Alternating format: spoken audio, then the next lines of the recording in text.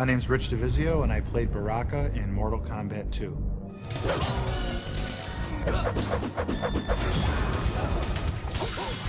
We were trying to come up with characters, you know, and we were going to costume stores and looking around and found a mask of this monster.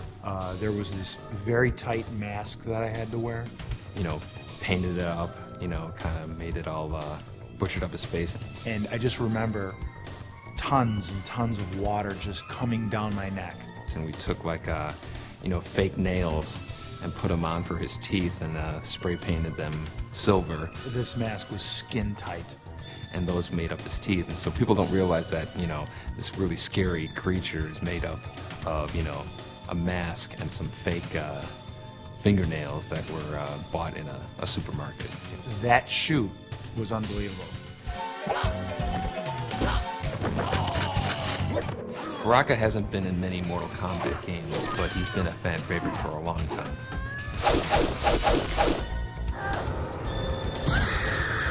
Baraka wins.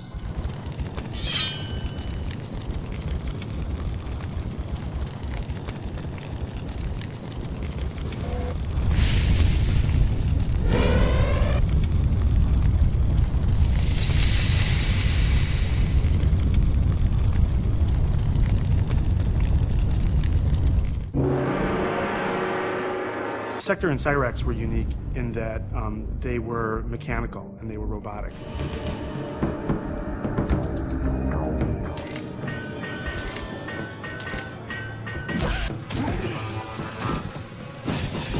A funny story about Cyrax and Sector was that originally we could not think of a name for them. So Tony Goski came up with the name Ketchup and Mustard, Ketchup being Sector and Mustard being Cyrax. Cyrax was one of the many characters portrayed by Sal DeVita. When Sal was playing Cyrax, I felt the worst for him because he had this helmet on that I remember him sweating a lot inside, and he had just unbelievable tolerance for discomfort. The costume for Sector and Cyrax was really heavy. It was a lot of plastic armor and plastic chest plates, but then a custom-made helmet, but hot, uncomfortable, you know, couldn't breathe, couldn't hear anything, but somehow we made it through it. It was great.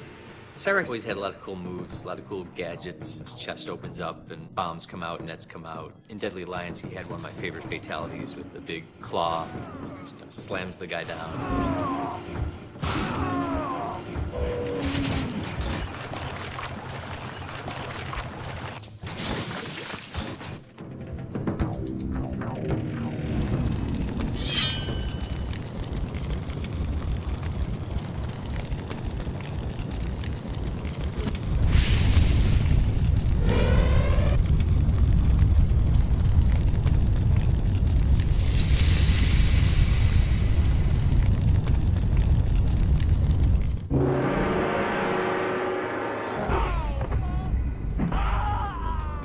There were actually 2 Goro models made, and one was used for the actual game and it was posed and, you know, changed so much that it kind of fell apart over time.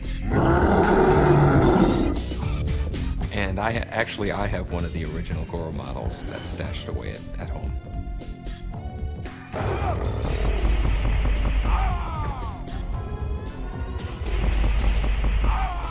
Flawless victory.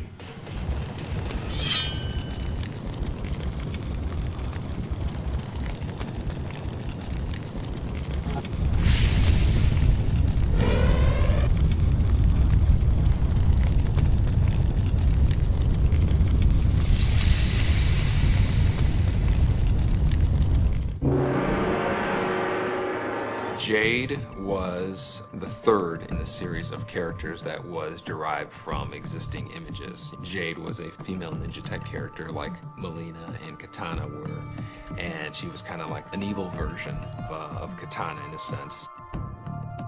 Jade is a childhood friend of Katana, which probably makes her thousands of years old, because Katana is thousands of years old. The approach we've taken with Jade in this game, in Mortal Kombat Deception, is that she's more of the stealthy ninja type of character. She's the one that sneaks around and gets information, you know, and carries out covert activities. And I kind of like that about her. She's about getting things done, and she's very loyal. We wanted to give her something that separated her from Katana Molina, so we gave her the staff weapon that was her weapon in Mortal Kombat 3. Not many characters had weapons in Mortal Kombat 3. That was really what we wanted to do to separate her from Katana Molina.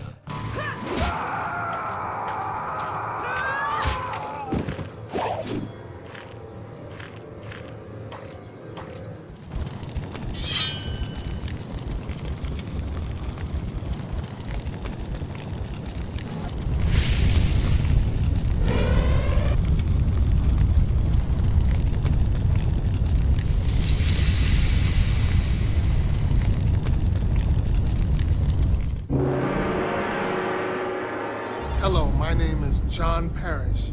I am Jax!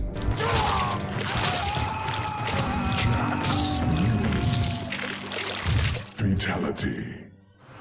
Being the big guy, I was using raw strength and mental attitude. Be energetic, to be powerful, to actually portray myself as a hero, as I would look at it.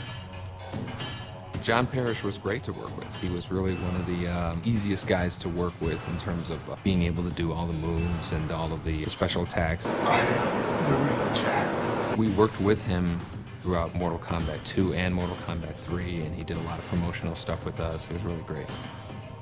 When he first put the makeup on my arms, it took him 6 hours to do total.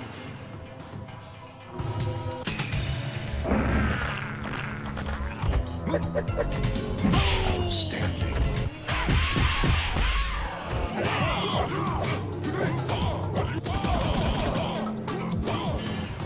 Actually, it feels great to be part of the Mortal Kombat legacy.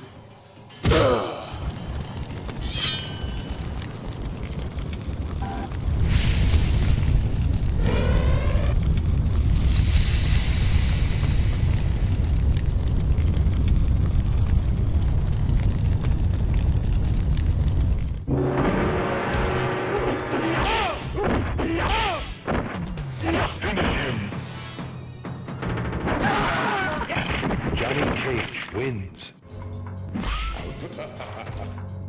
Finish her. Johnny Cage wins. Flawless victory.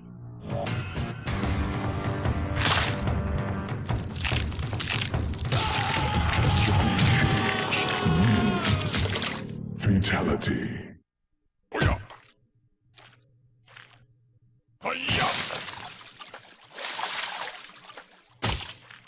Johnny Cage wins.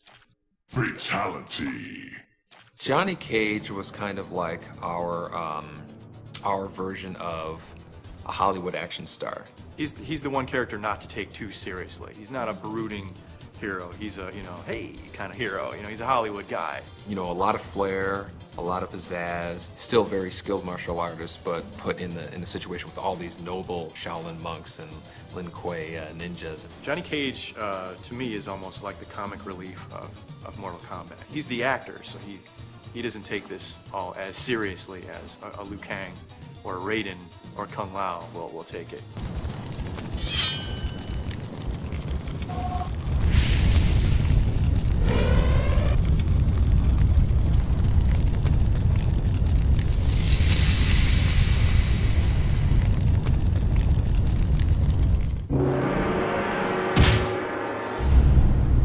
Cabal first made his appearance in MK3.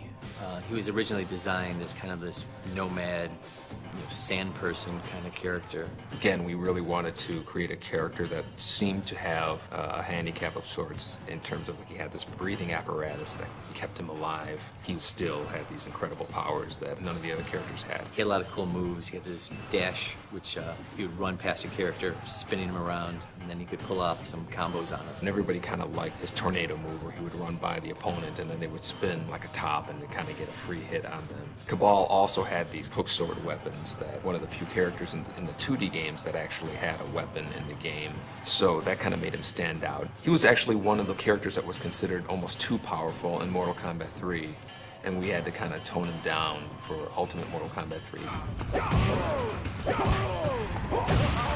For Deception, we finally had the chance to bring Cabal back the way we originally intended them to be. You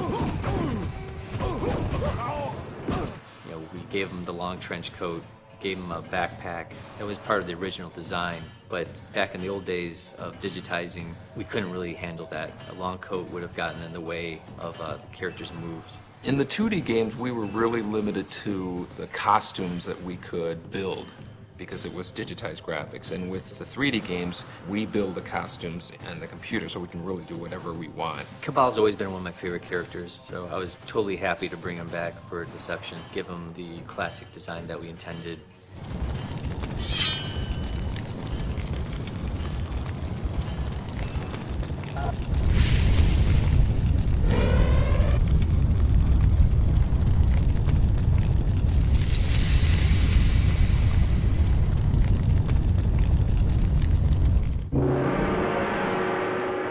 My name's Rich DeVizio. I played Kano in Mortal Kombat 1 and Mortal Kombat 3.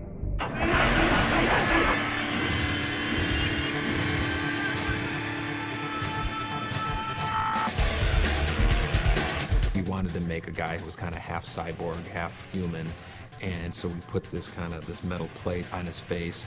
Again, we bought something at a costume store and, you know, put makeup on and attached it. And the guy who played Kano, this guy Rich DeVizio, he brought it to a new level. He gave him his character. He just, you know, really became Kano in a sense. It becomes a part of me. When I played Kano, I actually felt that it was kind of a showcase for myself to become larger than life with this character. I really believed that I can be this guy, and it worked out very well. It's not hard for me to embrace a character and become it. One of the favorite moves that I like that Kano did was his fatality, and it goes a little something like this.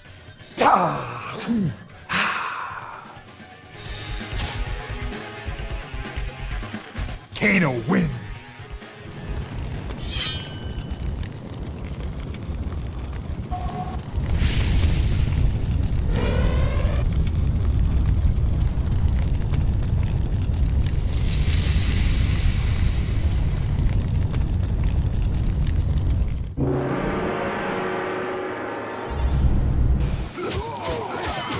I believe Kenshi's name in Japanese means sword saint. His storyline from his past is that he used to travel Japan and challenge experienced swordsmen and warriors just to defeat them so he could become the best in Japan. Eventually he lets his ego get the best of him, and so Shang Tsung gets him to open up this tomb of Kenshi's ancestors, which blinds Kenshi. Shang Tsung then absorbs these warrior souls and becomes stronger, and he leaves Kenshi for dead. Kenshi then realizes what has just happened, and now he's got a vendetta against Shang Tsung. His sword that he finds there in the tomb is actually his ancestor's sword.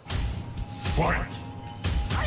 You would assume he's disabled because he doesn't have certain abilities, but then we compensated it by giving him other abilities, and that kind of makes him that much more interesting of a character.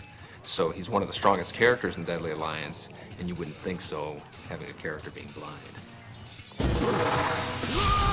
Kenshi basically has the ability to propel his opponents in various directions. Lift him up over his head and slam him on the ground, propel him behind him, push them forward. So it's really like he's a very powerful distance player where you have the ability to attack your opponent even when you're at great distances.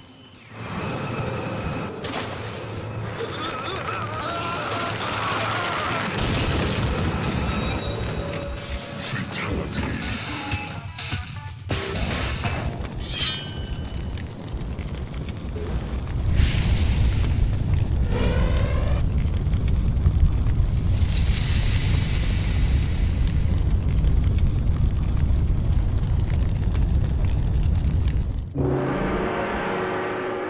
Well, I think Katana was really one of the favorite characters from Mortal Kombat 2. It she was a new character. She had ridiculous combos that people, came up with that I had not even thought of. So when I saw people doing katana combos, in the corner, you knew there was something special because people were taking the game in a direction that you wouldn't even think of.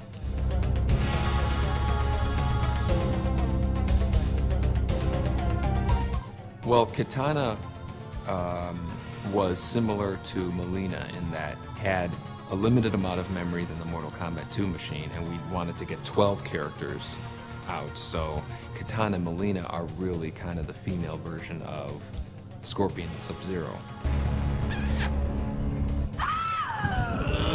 Kitana wins. A flawless victory.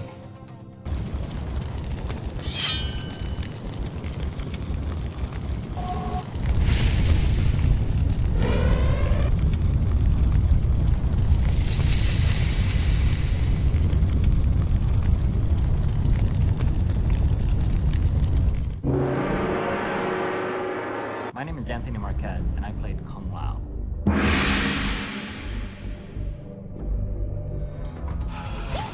Finish him.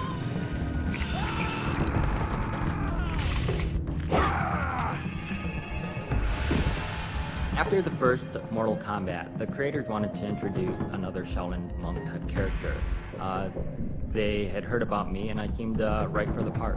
Tony was probably one of the best martial artists that we worked with. You could see his character, the kicks are really high and they're authentic, so he lended a lot just because of all of his experience with martial arts.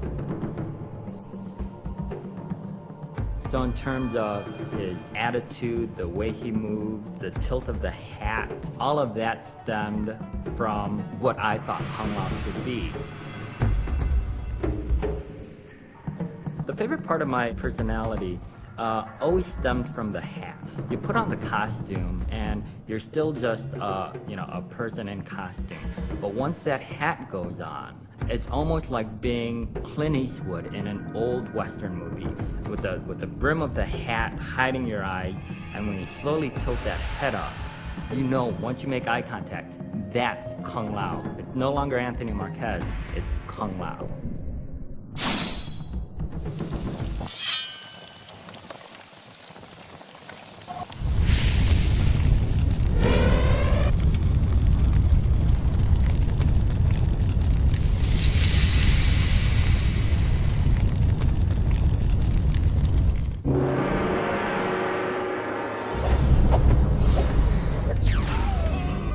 Melina was created because we needed to stretch the memory in our game again. We were out of memory. We had a cool female character in Katana, and we wanted to kind of double up on that and give her, special moves and make an anti-Katana in a sense. And so that's kind of where Melina came from.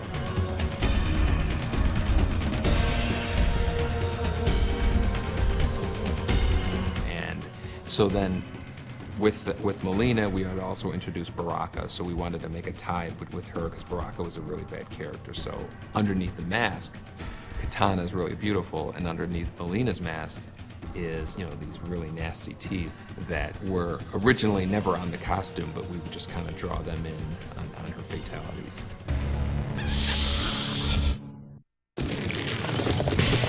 Melina wins.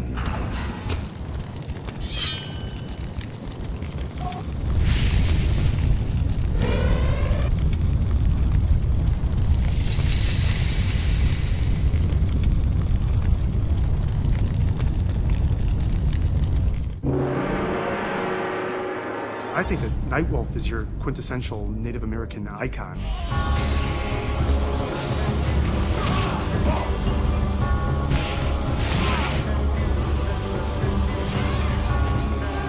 Just a strong, proud person with pride. He's got honor, has rules, but at the same time, he is definitely no pushover.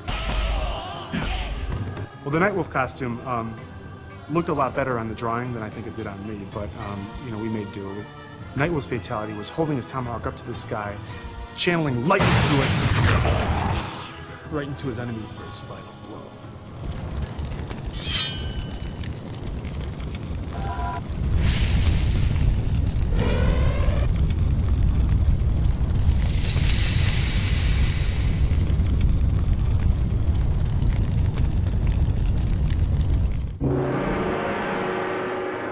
favorite character that I played in Mortal Kombat was definitely Quan Chi. Do not fail! We have toyed with the ninja long enough. Quan Chi was a really interesting character because he was created for a game called Mortal Kombat Mythologies. You are responsible for this sorcerer! Which was an adventure game that was being produced at the same time as we were doing Mortal Kombat 4. And so we thought it would be interesting to have him make an appearance in Mortal Kombat 4 as well as Mythologies, even though those two games happen in completely different parts of the Mortal Kombat timeline. Quan Chi is one of the most mystifying characters to me. We really don't know what his origins are other than he's from the Netherrealm and he's part of the Brotherhood of Shadow. Who knows how old he is? You know, he could be as old as the Netherrealm itself. But he is definitely evil. He is definitely an evil guy. I think of him as the greatest sorcerer in the Mortal Kombat universe. I think of him as being even more powerful than Shang Tsung.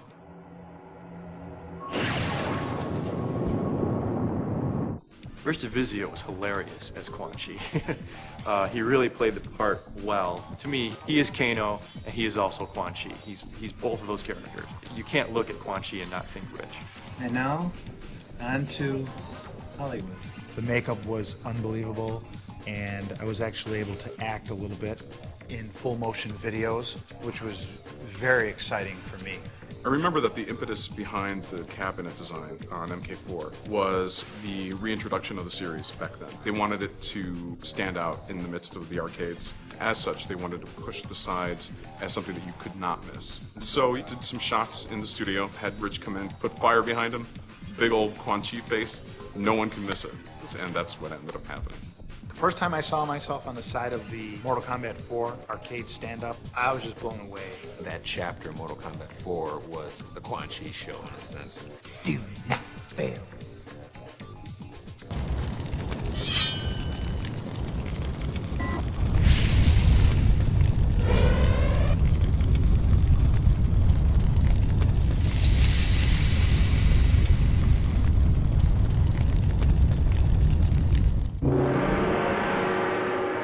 My first impression of seeing myself in the game, I was ecstatic because I knew it was me. I thought it was just awesome. God of Thunder and Lightning, that just kind of became what his thing was. I think that was really kind of what inspired a lot of his special moves, was the fact that he was a god.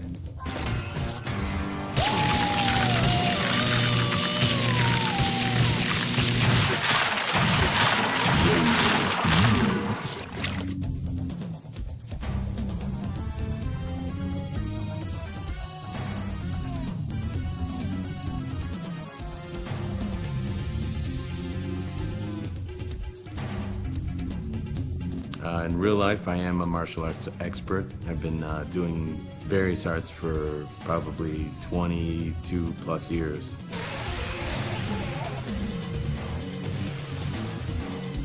You know, I'm wearing this hat. Got that on. Got that action working. Yeah, the hat is gone. It was destroyed with one of the falls that Carlos took, and I don't think we've seen it ever since. Do I have the hat? No, I wish I did. That's probably the one thing I wish I had. I feel really thankful to be part of the Mortal Kombat legacy, you know, and it's changed my life incredibly.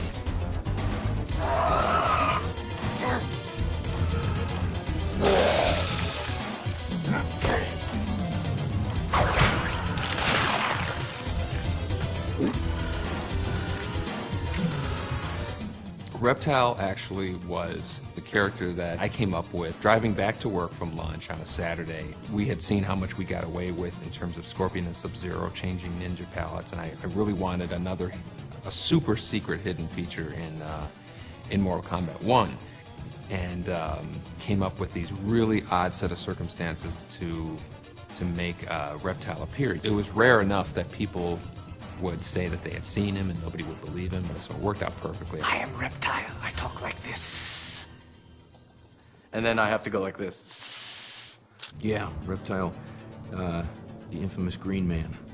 It was another one of those characters where they swapped some of the images from one character to another. I saw those moves that they told me to do that were for other characters, like for example the Force Ball, you know, when I put my hands out and then a big ball comes rolling out. That was for Reptile, but here I had no clue at that time. Reptile wins. Fatality.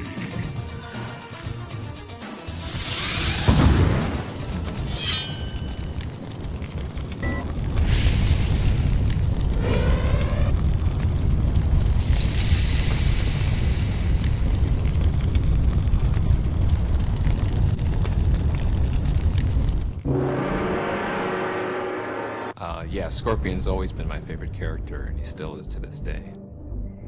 Fight!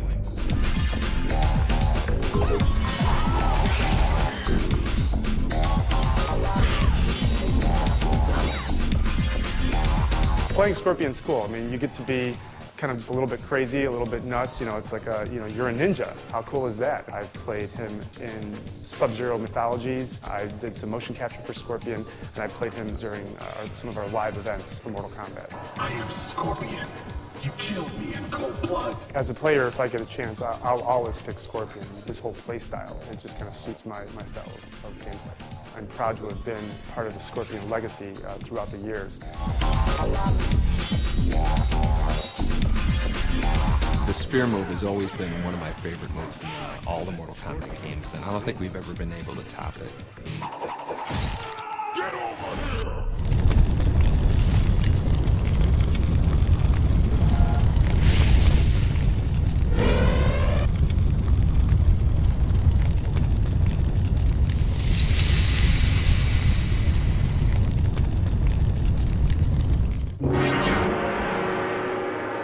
Shang Tsung, he is the symbol of evil for Mortal Kombat. He's always around. I think he's been in almost every game. Excellent.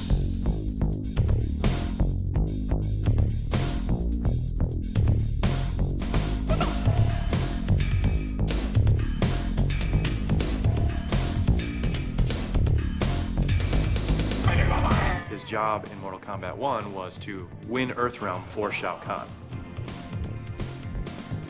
Shang Tsung's stance I thought was really unusual, and it was kind of like this.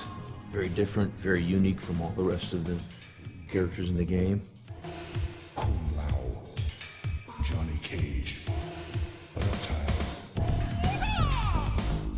Shao Kahn wanted to take over Earthrealm, and through the Mortal Kombat tournament, he was going to do it. Shang Tsung was probably one of my favorite characters in the series. He always kind of had the sinister edge, more so than some of the other characters, a bit more regal kind of feel, and that's what I tried to capitalize on in redesigning him for Deadly Alliance. In Mortal Kombat Deadly Alliance, Shang Tsung teams up with the sorcerer Quan Chi, and the both of them not only kill Liu Kang, but they kill Shao Kahn as well.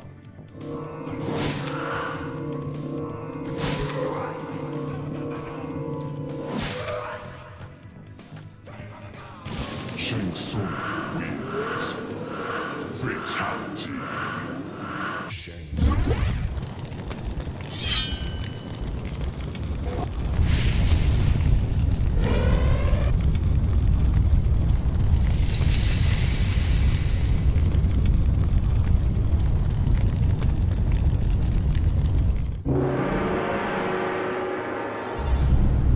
Shao Kahn was the big bad guy in Mortal Kombat. Feel the power of Shao Kahn.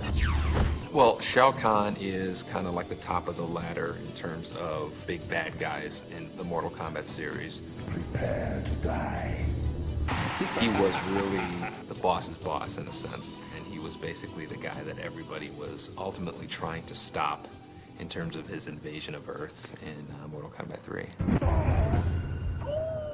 And he also had this charge move that would attack you with, and a lot of players didn't realize that all you had to do was duck underneath the charge move and then you got a free uppercut. Once they discovered that, he became a lot more manageable of a character to fight against, but until they discovered that, he seemed almost undefeatable.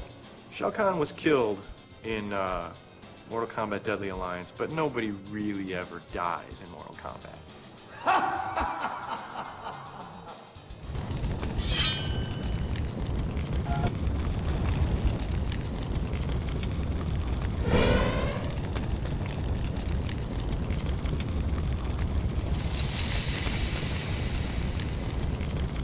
This place, it feels dark. As dark as every heart that inhabits it. Shujinko is kind of our next generation Liu Kang. Through the Conquest mode, you learn about Shujinko's past.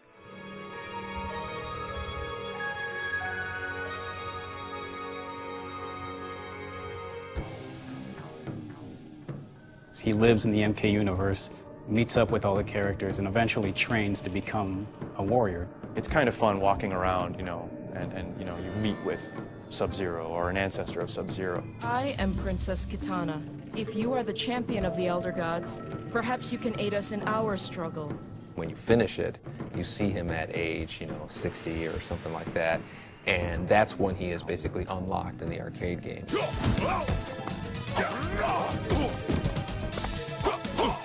Shujinko wins.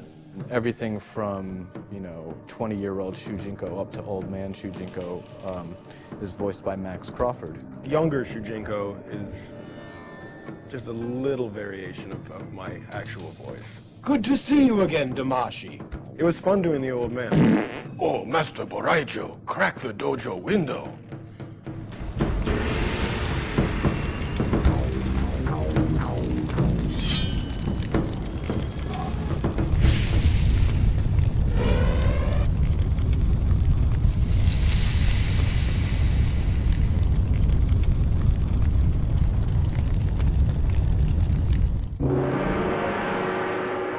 For Deception, our goal was to really say, let's bring back the nostalgia characters, and obviously Sindel, Nightwolf, Baraka, Melina, all of those are in that category, and so we had to bring them back.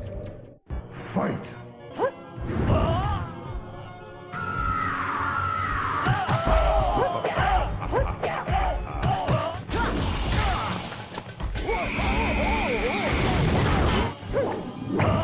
The wig that we had in Mortal Kombat 3 for Sindel didn't have that much hair. We did a lot of After Effects touch-ups.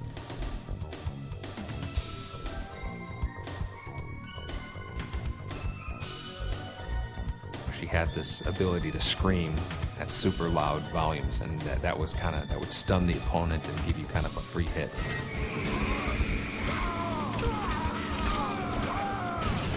Sindel wins.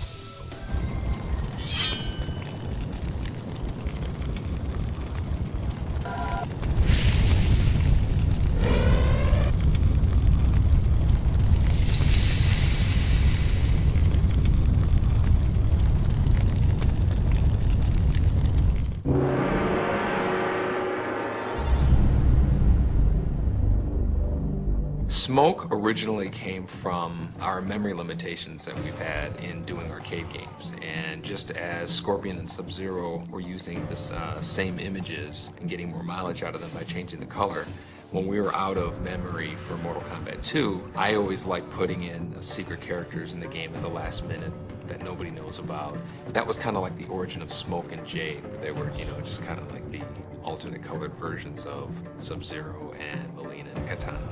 He had a lot of cool moves as a robot. He had this grappling hook that would come out of his chest, and just had a lot of cool moves, which made him a player favorite.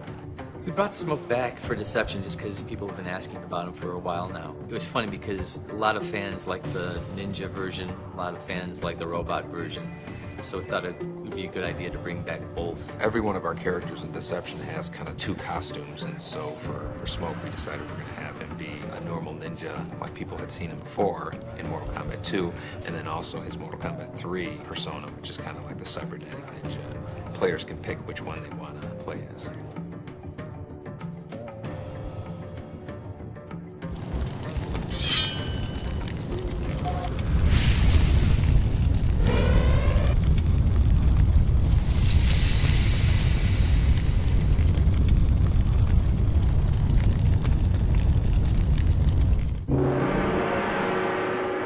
Sonya is a badass.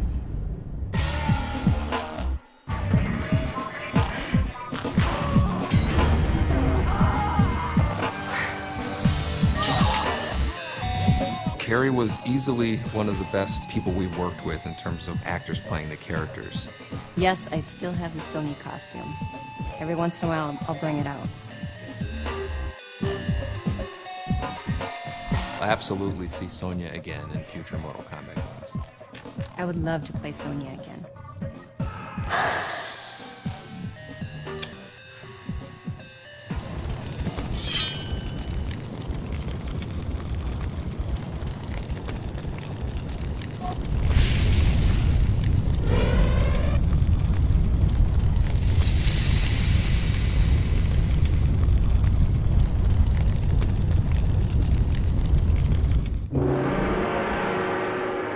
My name is John Turk, and I am Sub-Zero.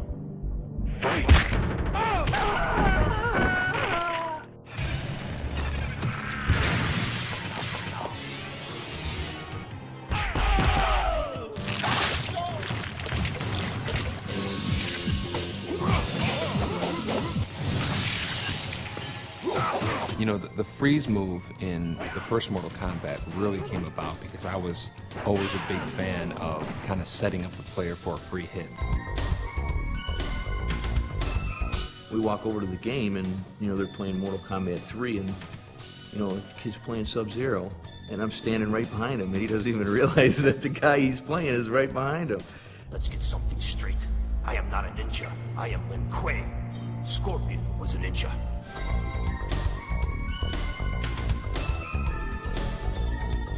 My martial arts style defined the character of Sub-Zero's based on the way I move, the way I kick, the way I punch, the way I turn, the way I move my leg when I do sweeps.